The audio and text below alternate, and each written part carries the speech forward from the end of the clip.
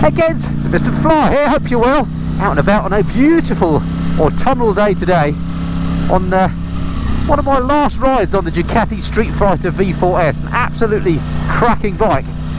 Been riding it for a couple of weeks now, and in this video I'm going to give you all the lessons I've learned on this motorcycle. So if you're interested in the Streetfighter V4, stick around and stay tuned.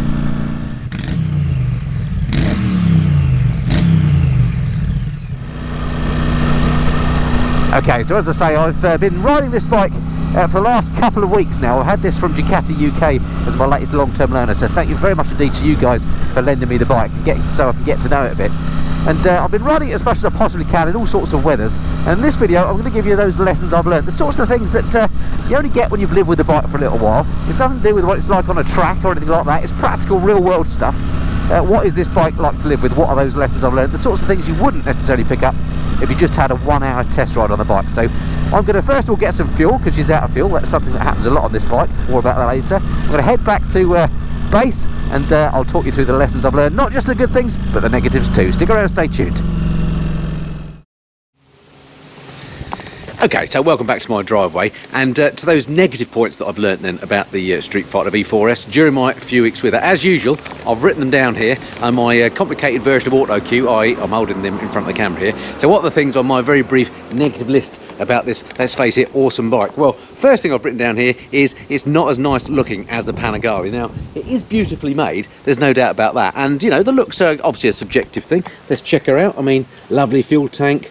Back end needs a tail tidy for sure. This single-sided swing arm rear wheel looks beautiful, and I'm even growing to love the front as well, with this sort of waspish headlight. But there is no doubt, if you want a beautiful looking Ducati, then the Panigale I think is better. Here's a picture of mine, just to sort of show you what I'm talking about. So yeah, it's and originally, like the looks of it, it has grown on me since I had it, but it's still not as nice as the Panigale. So that's my first negative point. Subjective, maybe a daft thing, but it does feature in my analysis of the bike.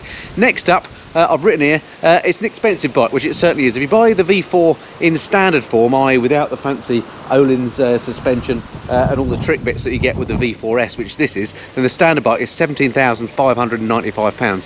This one, the more upmarket one with all the blingy bits, will cost you £19,795. So in other words, 20 grand for a motorcycle. That puts it in the same territory as things like different bikes, but the Triumph Rocket 3, fully equipped BMW GS Adventure, stuff like that. So you've got to kind of, you know, that's a lot of money for a motorcycle, isn't it? But then again, it is a premium bit of kit, and it is a bit of exotica. Next up on my negative list down here, gearbox. A brilliant quick shifter on here, as I've already said many times, but I have found it can be a little bit tricky to find neutral on occasion. Again, small point, but it's just one of those things that I did notice on the bike. Next up, bike can be a bit thirsty. It's a big old engine, is basically a sports bike without a fairing, so you'd expect it to be thirsty. This tank soon drains down. You seem to be filling it up quite often. I didn't do a very scientific test of range, but around about 100 miles the fuel light comes on, and then you fill her up. Now, when I filled her up just now, I put in, the light had come on, and I put in about 10 litres, and the tank itself holds 16, so even when the light comes on, there's still another 6 litres, so may not be as bad as I think, but it does seem quite a short range bike. Talking of fuel, one of my next pet hates on this TFT, which by and large is pretty good, doesn't have a fuel gauge, and that's something that just gets on my nerves about bikes. Why not have fuel gauge? I know there's a technical reason why you can't have it on these, but nonetheless, it's still a pain on a modern bike, especially one that's so full of amazing electronics. Okay, and last but not least on my list of negative points about the Streetfighter V4S is the TFT again can be a bit eager to change between day and night mode. Lots of TFTs do this. The Ducati is not unusual in having this particular feature, but it's just something that it'd be nice if you could either select one or the other, or turn the sensitivity down of that daylight nighttime sensor thing, if you see what I mean. Anyway, that's it. I mean, I'm absolutely splitting hairs. There's really not much at all to not like about this bike. Okay, then on to the positive points of this, let's face it, absolutely splendid motorcycle. And they, you know, I could have a massively long list here, but once again, I have written down my positive points, and these are in no particular order. So the first thing I've written down here, amazing handling, light and flickable. This bike, it rides like it looks. I mean, you jump on it, it immediately feels comfortable, it immediately feels fast, it immediately feels very, very easy to ride. I absolutely love that about it. It's just a lovely, lovely thing to ride. It flatters your riding, it makes riding very, very easy. Okay, next up, I've written here, supremely comfortable. This seat on here is one of the most comfortable I've ever sat on a Ducati. They've got some extra padding on there, I think. So the seat is absolutely beautiful. These handlebars, lovely and wide. and the seating position is just absolutely cracking on here. It's you know, the ideal seating position for me. The pegs aren't too high up, you're not too crouched up on the bike. It really is a comfortable bike to ride, and for me, you know, in my 50s now, comfort actually is a more important thing for me. So yeah, supremely comfortable. Amazing performance, goes without saying. This is, at the end of the day, a V4 Panigale without the dress. The thing just absolutely flies. I mean, take it on a track to really experience that, but on the road, you're never ever going to need more power than this thing has. Beautiful fit and finish. It's just a lovely bit of kit, this. I mean, take a close look at it. The finish on the paintwork is lovely. Just the bits of detail on it are lovely. Just, it's a beautiful fit and finish on this bike.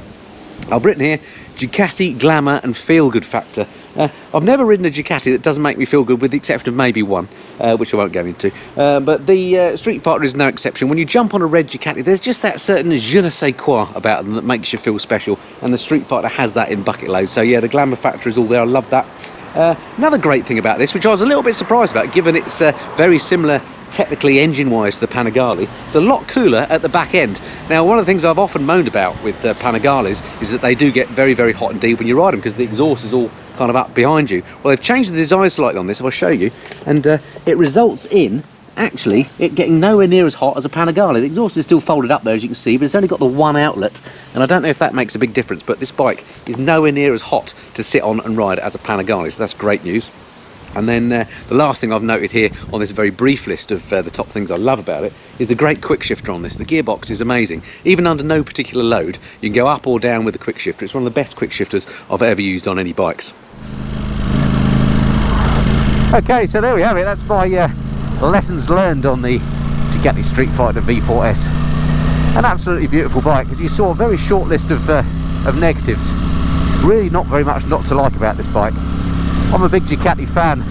If you've been to my channel before, you'll know that I'm an owner of a Panigale. I absolutely love that bike. It looks beautiful, but my goodness me, it's not as practical as this.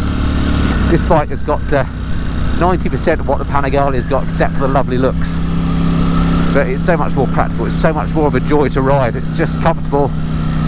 Well, it's just lovely, all the things I just said. And it's one of the very few bikes that I've had to borrow where I thought, you know what, this is a bike I'd like to own. Anyway, that's not quite it for the Streetfighter here on the channel. So if you are interested in the bike, stick around to the channel. If you're not done so already, do hit the subscribe button. That way you'll see the next videos, because coming up in the next few videos, I'm going to do a direct comparison between this, the Streetfighter, and the brand new for last year, the 2020 KTM Super Duke R as well. That's the question that everybody's asking. Is this better than the Super Duke R? Well, of course, that's a subjective thing, but certainly from my point of view as a road rider, I'm going to go through the pros and cons of both bikes, a direct side-by-side comparison. So if you're interested in both those bikes, stick around for that. And of course, as ever, lots more stuff coming up on the channel. If you've not watched the channel before, I don't just do bike reviews here on the Missenden Flyer, but I do tours at home and abroad. I do bits and pieces in the garage about how to look after your bike. I do a monthly bike news feature, basically anything and everything to do with motorcycles. I'll try and cover it here on the Missenden Flyer. It'll be great to have you along. Hit that subscribe button, and I'll see you next time. Until then, this has been the Missenden Flyer. Cheerio.